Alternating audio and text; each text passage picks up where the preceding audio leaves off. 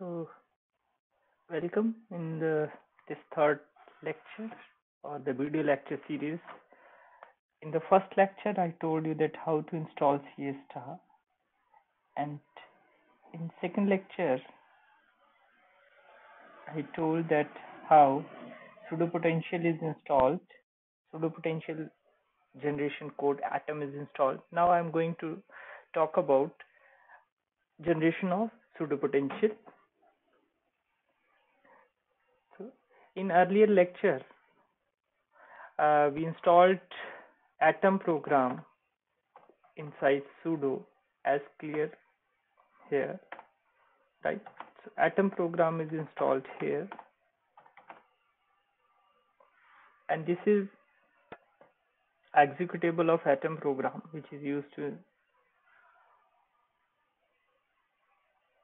generate sudo potential. So what I will do, I go to this directory tutorial, right? I go to here.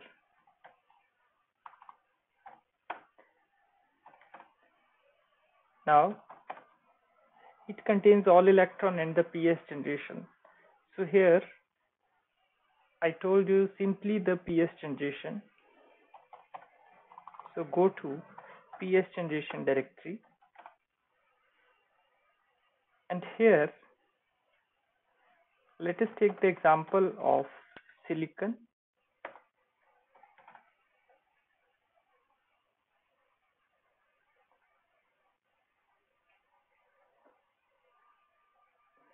So let us do one thing. It contains two files. One is sitest.inp and another is si.tm2.inp. So what I will do, I will use this input file. So I come outside this.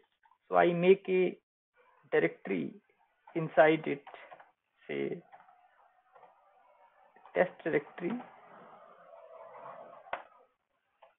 I go inside this directory which I created and copy the input file from the examples which are given to us to this directory. Now in this directory we are having this file. Let us have a look at this si.tmt.inp.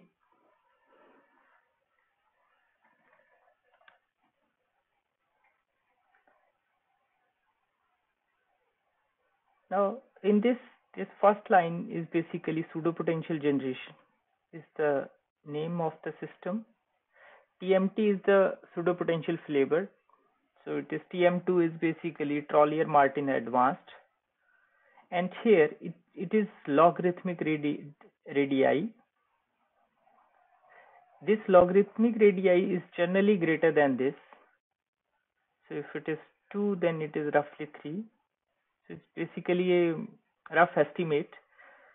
Then if I try to look at silicon, so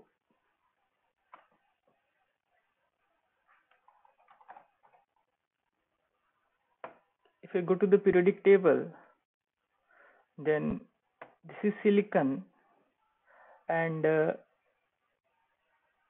its electronic configuration is 3s2 3p2 and atomic number is 14.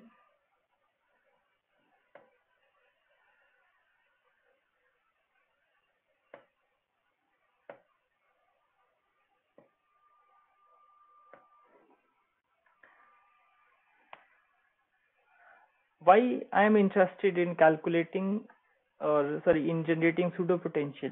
Because there are so many codes which uses pseudo potential or based on pseudo potential.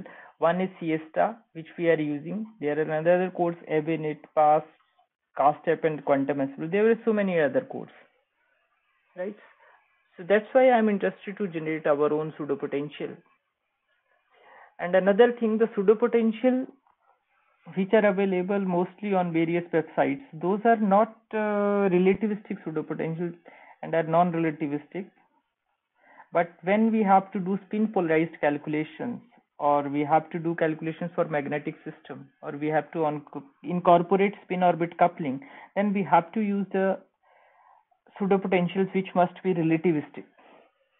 So one should know that how to generate the pseudo potential of various atomic species at your own. So I'm taking silicon, its atomic number is 14 and 3s2 3p2 is its electronic configuration.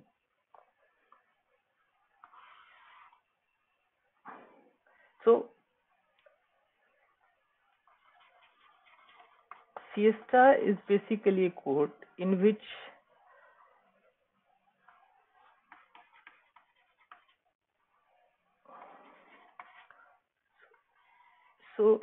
this is the core region and this is the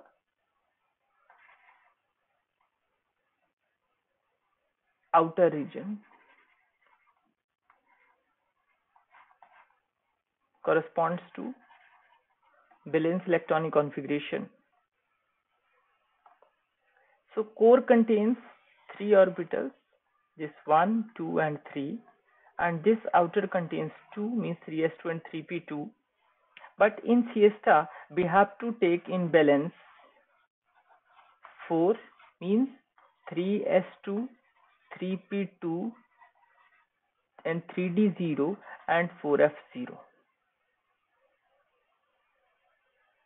right? So if electrons are not there inside it, but they can be taken as empty.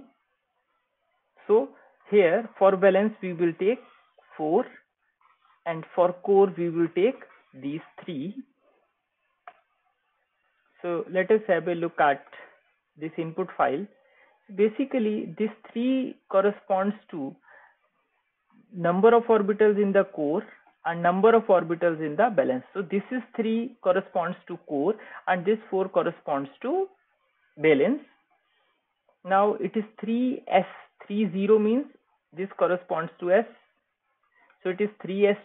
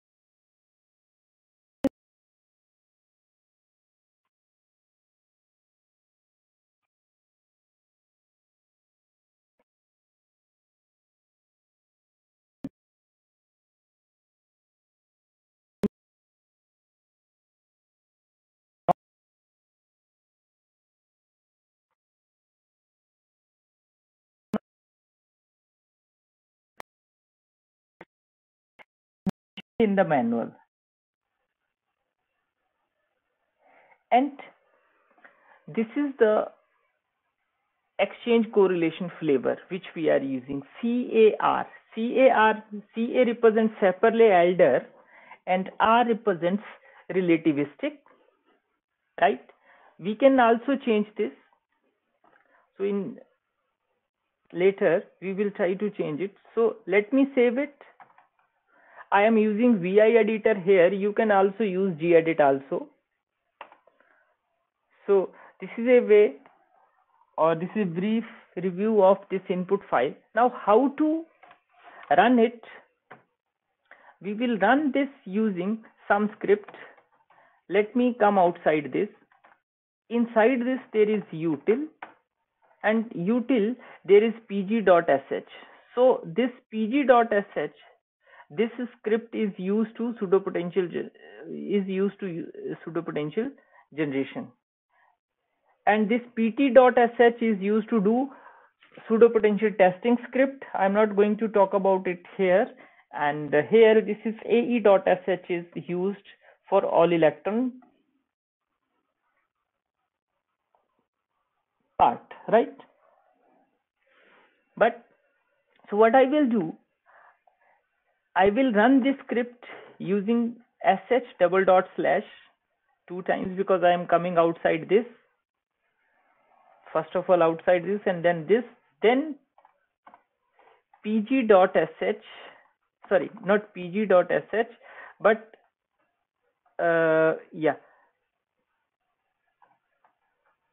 Oh, I have to go inside the utils. Oh, sorry, utils and pg.sh and name of the input file, and name of the input file is this.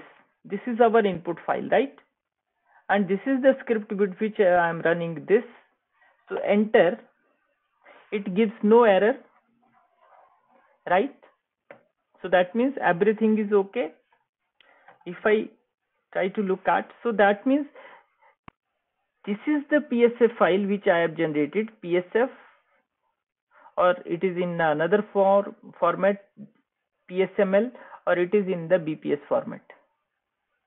So our Siesta code use PSF format or PSML format, but you have, for PSML format you have to install Siesta in that way, so that it will support PSML support. But for simply I will use the PSF file, right? So let me go to the si.tm2, the directory, and it contains various files, right? First is the, let us have a look at this sudo.gplot or sudo.gps, right? So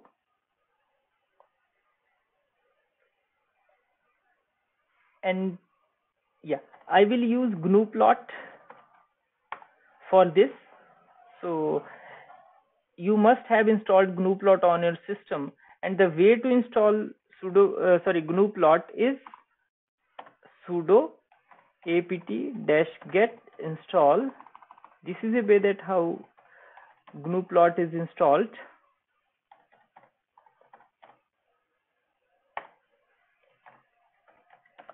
I have already installed it, so that means no need to install, because I have already installed the GNU-plot.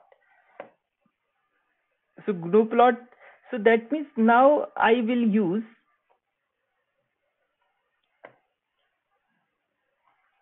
load these files in GNU-plot sudo.gps say, so it will make ps file for us, or I can load gplot file also, right? So if I use this, then it will show in front of you.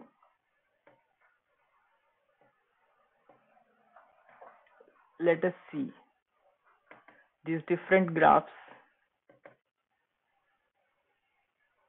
Okay, let me redo it.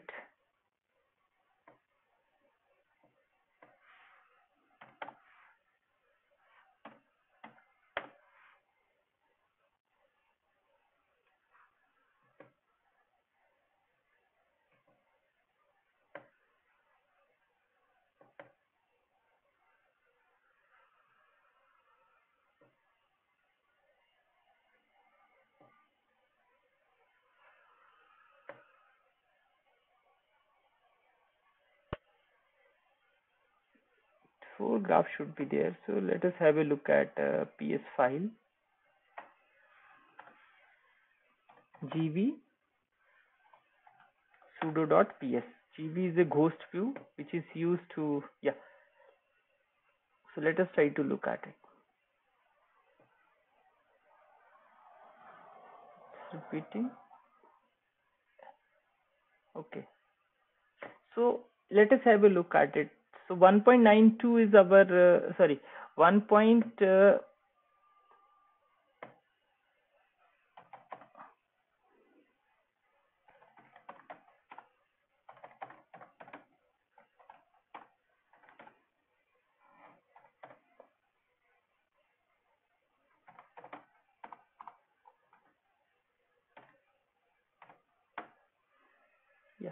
1.90 is our cutoff radii. So it is 1.92 will be somewhere here, and say this is our all electron wave function, right? This is violet color, and light green color is for the all electron wave, pseudo potential wave function. So our pseudo wave function must match all electron wave function after certain cutoff radii. And to test the logarithmic radii, this all electron logarithmic derivative must match with pseudo potential logarithmic derivative. So the profile of both these two looks almost similar. So that means the logarithmic radii which we have taken, it's good enough. But if there is a large mismatch, then we have to change the logarithmic radii. And it is our pseudo potential, right, in the real space, and this is a pseudo potential in the reciprocal space or the Q space. Similarly, our pseudo potential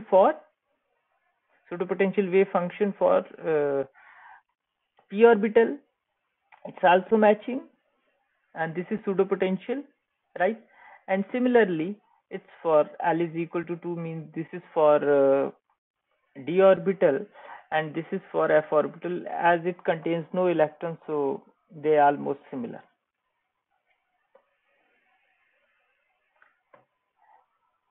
And another thing which we have to keep in mind, there is a file inside it, out file. If we look at it, it contains a lot of information.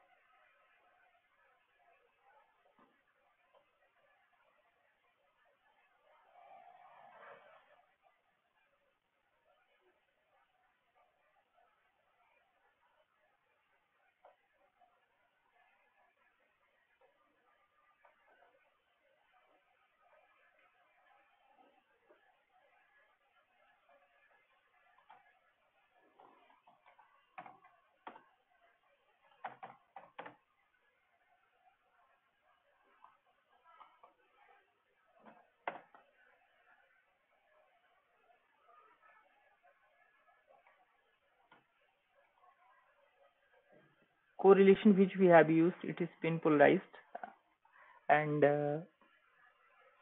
but we have not used core correction here. It was not written there that no core correction is there.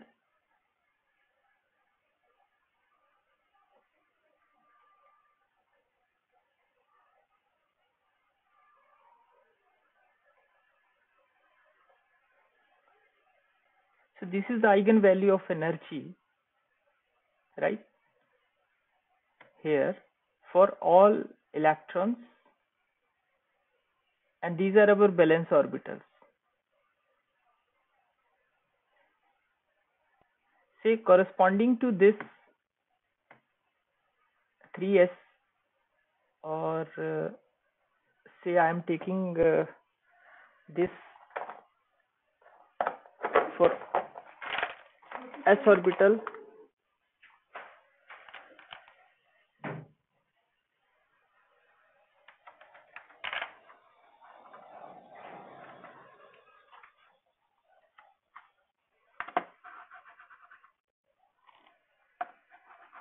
let me take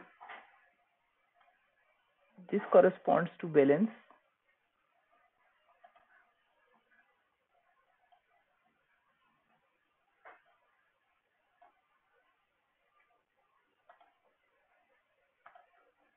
Let us make a comparison of these two.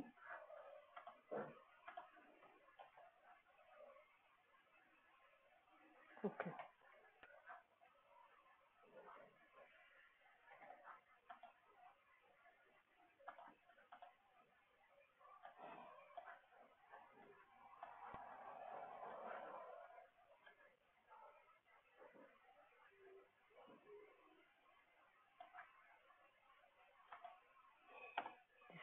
Vp.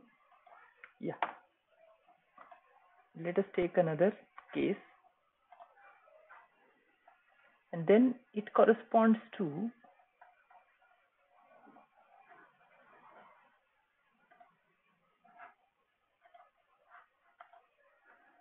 this one. Yeah, for orbitals corresponding to pseudopotential. Earlier one is for the all electron, then this is for pseudopotential. And in fourth column, it contains eigenvalue of energy.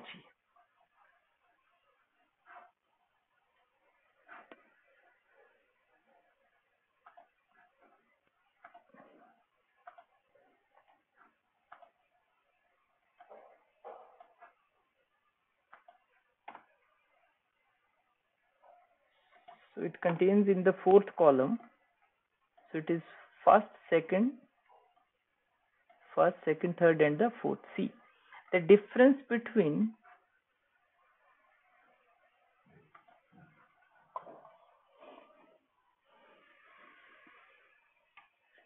this is the eigenvalue of energy, and see the difference. Smaller the difference between two, that means our pseudopotential is better. This is one way to test our pseudopotential. If this difference is larger enough, if the difference is small, that means pseudopotential is okay. This is one testing technique. And it is also mentioned in the manual of the atom program, right? So that means our pseudopotential is matching, our pseudopotential is good enough, right? So this is a way that how we will test our pseudopotential. And for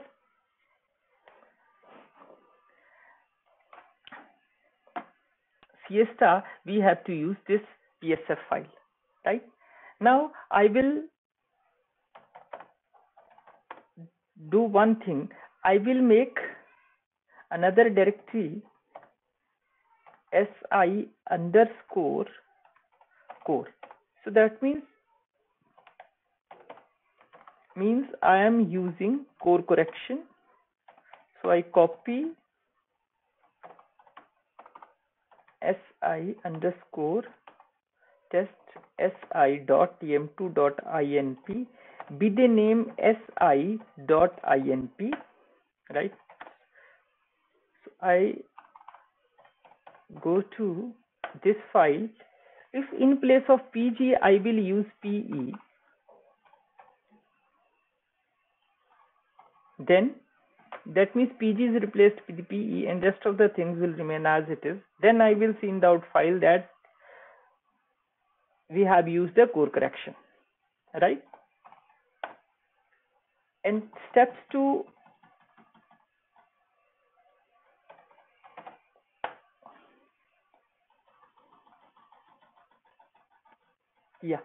so this is, so my file is now si.inp. It gives no error, right? Now I go inside. Now we can use this pseudopotential file when we will run Fiesta, and we will talk about it later. So if I go inside this, so it is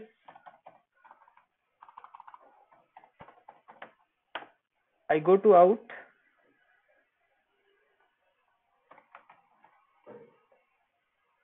So here it is talking about the core radius, but in earlier we have not used the core radius. We have not used the core correction. So here he is saying that we have used the core correction, right? So this is a way that how we can generate our own pseudopotential using core correction. Let me again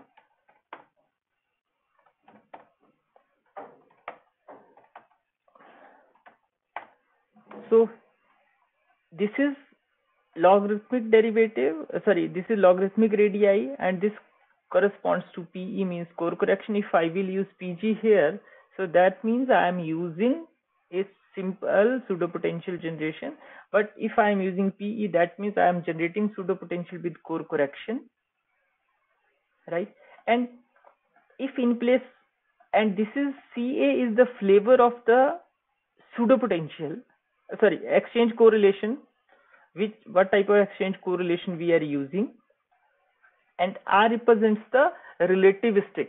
And if I use S, so that means I am using not relativistic, but I am using spin polarized pseudo potential, right? So this is a way that how we will generate pseudo potential. And in next lecture, I will tell you that how pseudo potential of different flavors will be installed. And thanks for watching this video.